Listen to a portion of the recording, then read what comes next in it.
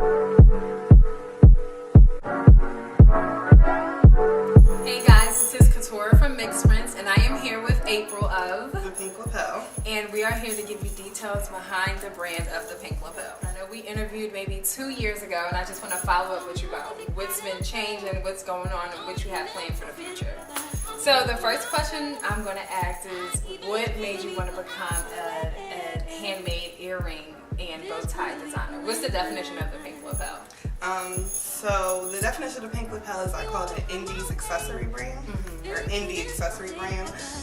Indie just meaning independent. Right. And it was at one point a men's accessory brand, but a lot of women started requesting, like, okay, what about us? You know what I mean? So I just started adding things to it. So I mean, to narrow it down a little more, I call it like a handmade textiles accessory brand. So like everything we use includes some type of textile, some type of fabric or yarn or something like that. I don't do any like beaded jewelry or anything with metals per se. So that's what we are, indie handmade textiles. That's cool. I love the earrings that you have on. These are new. These are called the Lulu earrings. The Lulu earrings? Are those the pink ones? They come in pink and red right now. More colors will come out a little later. Okay, cool.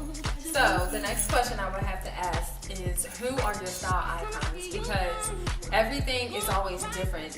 Your line is not basic, it's different, it's loud, it's funky. So what would your style icon be? I think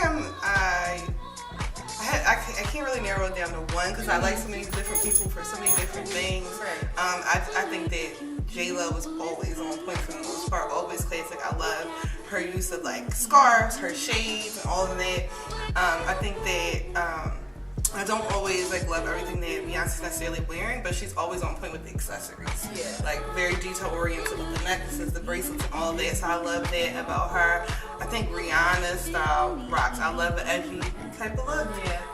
But I'm also just inspired by a lot of these like bloggers and stuff out here. I can't think of anyone's name offhand, but like anybody who's using like a lot of color, bright colors and things like that, and mix and matching prints, and just being daring. Right, I agree. I feel like an outfit could be really simple, but the accessories will make it or break pop. the outfit. Like, Yes, they'll bring it out so much. Yes, yeah, so that's definitely what you do. Like you'll have on a basic all black outfit, for example.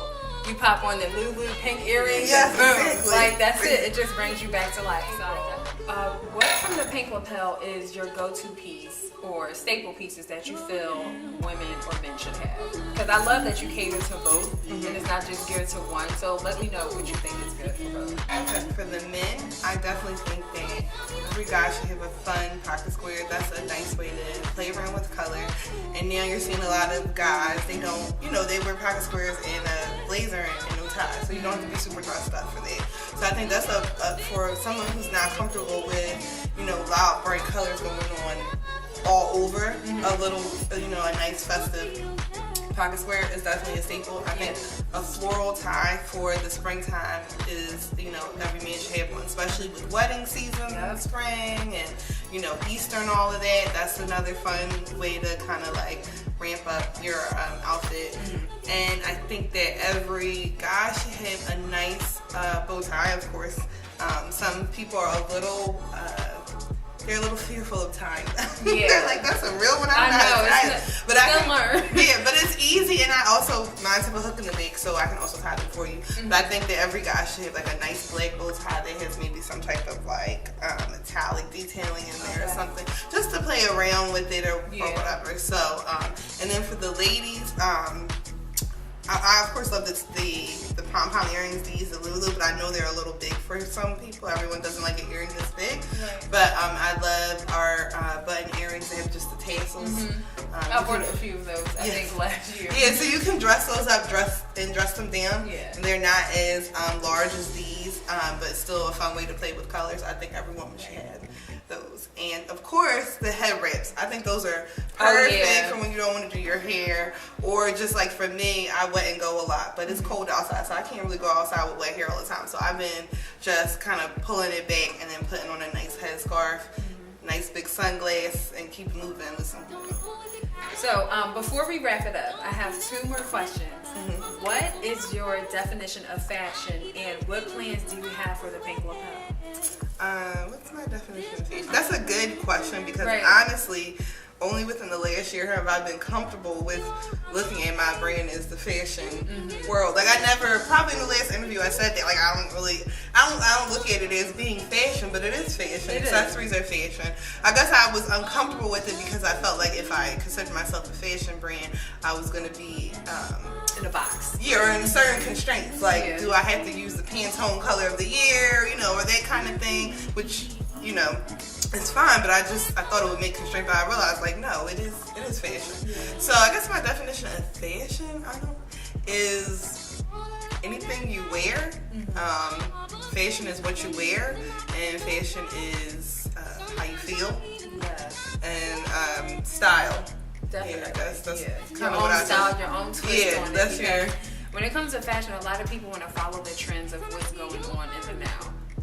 And it doesn't matter. Not fashion. It's about what looks good on you. Yeah, and how you wear it and how you are confident with it. So I definitely agree with you with that.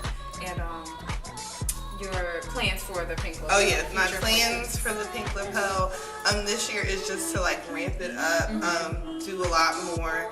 With social media, it's like everything. So doing some, ramping up social media advertising, or ads, running those. Also doing like my first professional photo shoot. Right. Because I haven't really done that. Everything's kind of been homemade with the cell phone or whatever. So I'm hoping to do a photo shoot and just really find my brand identity and make it, popular. I had to hire another seamstress to help me. Okay. So because it was like I could do all this advertising online, but if I can't keep up with the orders, that's pointless. Yeah. So I'm happy to bring someone else on to help me with sewing.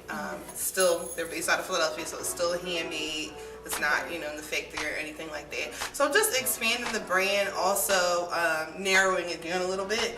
I think I typically offer a whole lot of prints and maybe kind of like narrowing it down to not offering so many at a time. Right. Not having so many choices. I know some people, that's what they love about the brand, but it's hard to keep all these different prints in stock, and if you're in the fashion business, that it's going to be cheaper to buy fabric, large amounts rather than me buying 15 fabrics 2 yards at a time. So that's just kind of my goal, just to establish us as more of a serious fashion brand based out of Philly, and work with some like brand ambassadors, influencers, get some stuff on some. I'm bloggers. trying to get into that too, so I definitely understand you with that. Yeah, it's real tedious because you don't know who to work with. No, and some people charge, and some people just want you to send stuff. It's kind of like it's confusing, but it's definitely something that really will help your business if you get it out there.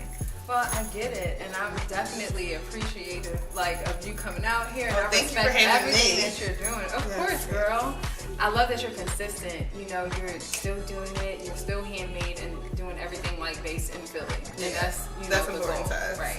So thanks again for coming. Thank you. Let me get appreciate Mixie. you. Yes, she came out here and she got Mixie. So definitely stay tuned for the MixedPrints Fashion Rooftop Mixer, and she will be one of the vendors.